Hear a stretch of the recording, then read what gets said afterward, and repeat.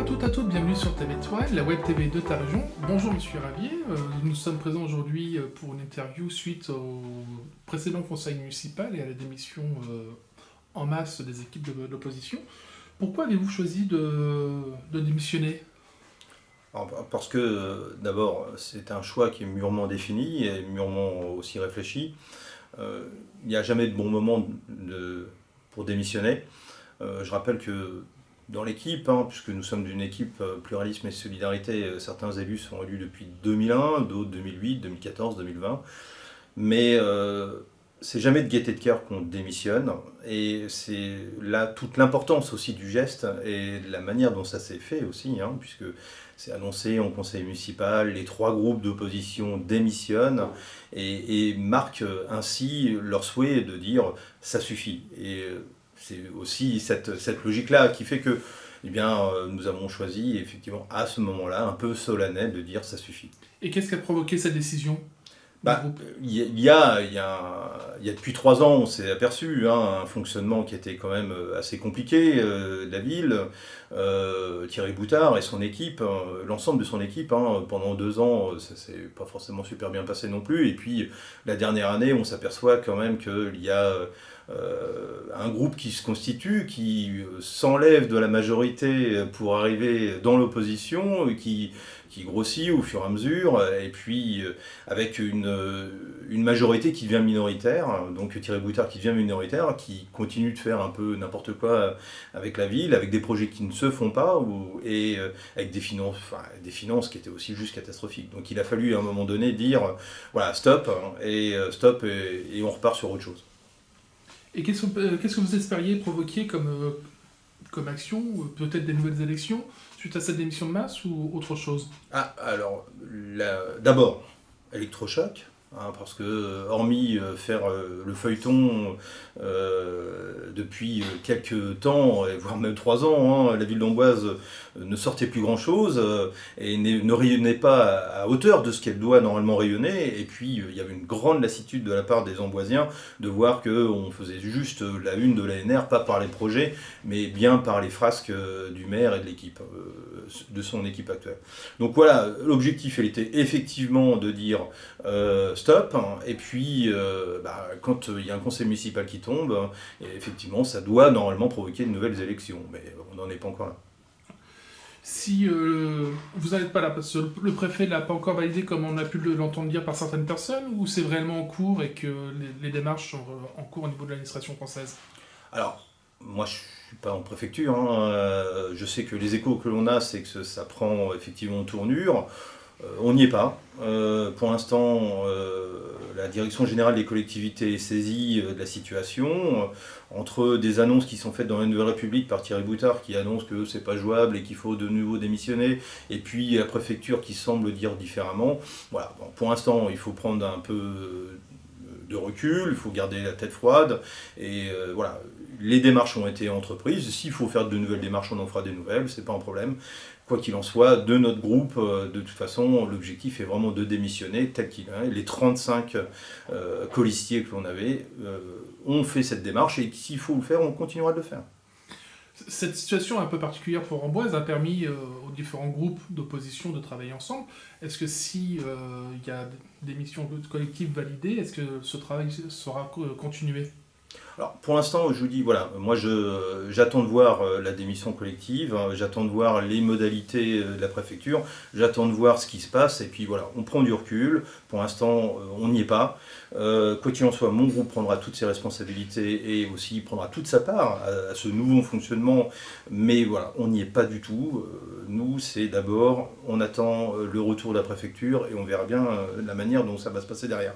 Mais voilà, on n'est pas encore là. Ce qu'il en est, c'est effectivement, on a travaillé en commun sur différents projets, mais c'est surtout à montrer l'ineptie et l'incapacité du maire actuel à faire fonctionner la ville d'Amboise. Voilà, les démissions sont lancées, on attend de voir la manière dont ça se passe, et puis voilà. Quoi qu'il en soit, et ça c'est une certitude, lorsqu'il y aura des nouvelles élections, parce qu'on peut présupposer qu'il va y en avoir de nouvelles, eu égard et au regard de ce qui a été les 3 ans de Thierry Boutard et de son équipe, il faudra une équipe compétentes, un projet pour le territoire sur les 3 prochaines années, et des gens qui ne s'inventent pas, à savoir dans cette équipe compétente, avec des compétences, avec des gens qui ont déjà fait, avec des gens qui veulent faire, et avec des gens qui ont une vision pour la ville d'Amboise.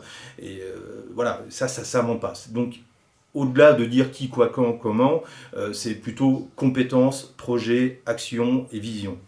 Et dans cette probabilité, est-ce que votre groupe envisage de travailler avec les autres groupes d'opposition Mais nous, on travaille déjà avec tout le monde et on travaille en bonne intelligence. On travaille avec des gens et on travaillera avec des gens qui ont envie de travailler là sur le projet. On ne sait pas où on en est. Et là encore, je ne veux pas mettre les charrues avant les bœufs. Réellement, l'objectif, c'est d'abord on attend d'avoir le retour de la préfecture sur ces démissions et après on verra. Et dans la possibilité de possibles élections, que pensez-vous de ces statistiques qui, dans des situations similaires, qui situent le maire sortant probablement gagnant régulièrement dans les mêmes situations? Alors là, c'est Madame Irma avec une boule de cristal. Là, je pense que chaque situation est unique. La situation qui est celle de la ville d'Amboise est assez catastrophique et je ne sais pas si durant 3 années, la ville d'Amboise avait eu, enfin tout du moins les collectivités pour lesquelles cette statistique pourrait s'opposer, je ne sais pas si toutefois l'exemple type d'Amboise pourrait être le même. Moi, il y a une réalité, c'est projet, compétences, vision, et on verra bien d'abord ce que va dire la préfecture. Je ne suis pas en train de faire des calculs d'apothicaire. On sait que de toute façon, ce sont des élections partielles, et des élections qui sont en cours de mandat, qui devaient être 2020-2026. Donc en cours de mandat, est-ce que les gens vont se déplacer? Oui, quoi, comment, on n'en sait rien. Voilà. Je tire pas des plans sur la comète. Il faut savoir garder la tête froide. Ce qui m'intéresse, c'est Amboise, les Amboisiens, le territoire. C'était notre prochaine question, c'est s'il y avait de nouvelles élections, comment pensez-vous pouvoir mobiliser les gens à venir voter? Comme on a pu voir les chiffres sur les précédentes élections, il y a eu un désintérêt total pour les élections municipales à Amboise, et très peu de personnes sont réellement déplacées pour voter. Alors, je ne sais pas si c'est pour un désintéressement, il y a un contexte.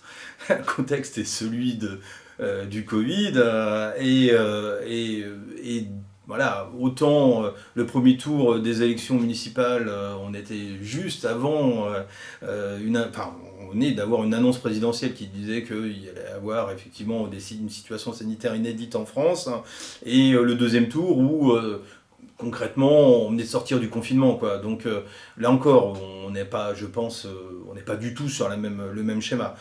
Je suis pas sûr que les Amboisiens, et j'en croise beaucoup, soient super heureux de la situation dans laquelle se trouve Amboise et de la manière dont est gérée la ville. Voilà, c'est surtout cette situation-là. Et la mobilisation se fera également autour des gens qui ont envie que les choses changent, retrouvent une forme de quiétude qui est celle de la ville d'Amboise et une perspective autre que les frasques dans la presse régionale. Enfin, une dernière question.